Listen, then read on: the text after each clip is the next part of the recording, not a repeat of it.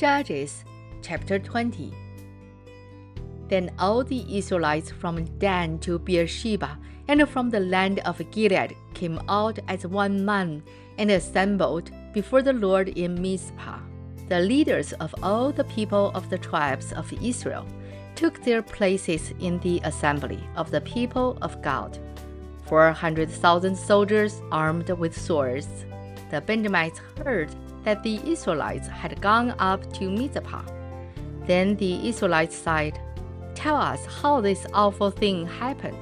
So the Levite, the husband of the murdered woman, said, "I and my concubine came to Gibeah in Benjamin to spend the night. During the night, the men of Gibeah came after me and surrounded the house, intending to kill me. They raped my concubine, and she died. I took my concubine, cut her into pieces, and sent one piece to each region of Israel's inheritance, because they committed this lewd and disgraceful act in Israel. Now, all you Israelites, speak up and give your verdict." All the people rose as one man, saying, "None of us will go home. No, not one of us will return to his house. But now this is what we will do to Gibeah. We will go up against it as the Lord directs. We will take 10 men out of every 100 from all the tribes of Israel, and 100 from 1,000, and 1,000 from 10,000, and get provisions for the army. Then when the army arrives at Gibeah in Benjamin, it can give them what they deserve for all this vileness done in Israel." So all the men of Israel got together and united as one man against the city. The tribes of Israel sent men throughout the tribe of Benjamin, saying, "What about this awful crime that was committed among you? Now surround those wicked men of Gibeah, so that we may put them to death and purge the evil from Israel." But the Benjamites would not listen to their fellow Israelites. From their towns, they came together at Gibeah to fight against the Israelites. At once, the Benjamites mobilized 26,000 swordsmen from their towns, in addition to 700 chosen men from those living in Gibeah. Among all these soldiers, there were 700 chosen men who were left-handed, each of whom could sling a stone at a hair and not miss. Israel, apart from Benjamin, mustered 400,000 swordsmen, all of them fighting men. The Israelites went up to Bethel and inquired of God. They said, "Who of us shall go first to fight against the Benjamites?" The Lord replied, "Judah shall go first." The next morning, the Israelites got up and pitched the camp near Gibeah. The men of Israel went out to fight the Benjamites and took up battle positions against them at Gibeah. The Benjamites come out of Gibeah and cut down 22,000 Israelites on the battlefield that day. But the men of Israel encouraged one another and again took up their positions where they had stationed themselves the first day. The Israelites went up and wept before the Lord until evening, and they inquired of the Lord.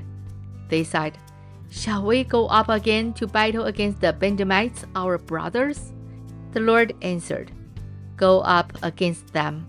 Then the Israelites drew near to Benjamin the second day. This time, when the Benjamites came out from Gibeah to oppose them, they cut down another 18,000 Israelites, all of them armed with sword. Then the Israelites, all the people, went up to Bethel, and there they sat weeping before the Lord. They fasted that day until evening and presented burnt offerings and fellowship offerings to the Lord. And the Israelites inquired of the Lord. In those days, the Ark of the Covenant of God was there, with Phinehas, son of Eleazar, the son of Aaron, ministering before it. They asked, "Shall we go up again to battle with Benjamin, our brothers, or not?" The Lord responded, go, for tomorrow I will give them into your hands." Then Israel set an ambush around Gibeah. They went up against the Benjamites on the third day and took up positions against Gibeah, as they had done before. The Benjamites came out to meet them and were drawn away from the city. They began to inflict casualties on the Israelites as before, so that about 30 men fell in the open field and on the roads, the one leading to Bethel and the other to Gibeah. While the Benjamites were saying, "We are defeating them as before," the Israelites were saying, "Let's retreat and draw them away from the city to the roads." All the men of Israel moved from their places and took up positions at Baal Tamar, and the Israelite ambush charged out of its place on the west of Gibeah. Then 10,000 of Israel's finest men made a frontal attack on Gibeah. The fighting was so heavy that the Benjamites did not realize how near disaster was. The Lord defeated Benjamin before Israel, and on that day the Israelites struck down 25,100 Benjamites, all armed with sword. Then the Benjamites saw that they were beaten. Now the men of Israel had given way before Benjamin, because they relied on the ambush they had set near Gibeah. The men who had been in ambush made a sudden dash into Gibeah, spread out and put the whole city to the sword. The men of Israel had arranged with the ambush that they should set up a great cloud of smoke from the city, and then the men of Israel would turn in the battle. The Benjamites had begun to inflict casualties on the men of Israel, about 30, and they said, "We are defeating them as in the first battle." But when the column of smoke began to rise from the city, the Benjamites turned and saw the smoke of the whole city going up into the sky.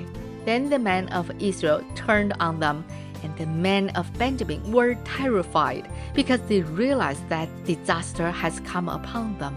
So they fled before the Israelites in the directions of the desert, but they could not escape the battle. And the men of Israel who came out of the towns cut them down there. They surrounded the Benjamites, chased them, and easily overran them in the vicinity of Gibeah on the east. 18,000 Benjamites fell, all of them valiant fighters. As they turned and fled toward the desert to the rock of Rimmon, the Israelites cut down 5,000 men along the roads. They kept pressing after the Benjamites as far as Gadam and struck down 2,000 more. On that day, 25,000 Benjamite swordmen fell, all of them valiant fighters. But 600 men turned and fled into the desert, to the rock of Rimmon, where they stayed 4 months. The men of Israel went back to Benjamin and put all the towns to the sword, including the animals and everything else they found. All the towns they came across, they set on fire. This is the end of Judges chapter 20. 神的话语要昼夜思想，与恩读经频道期望与您下次再见。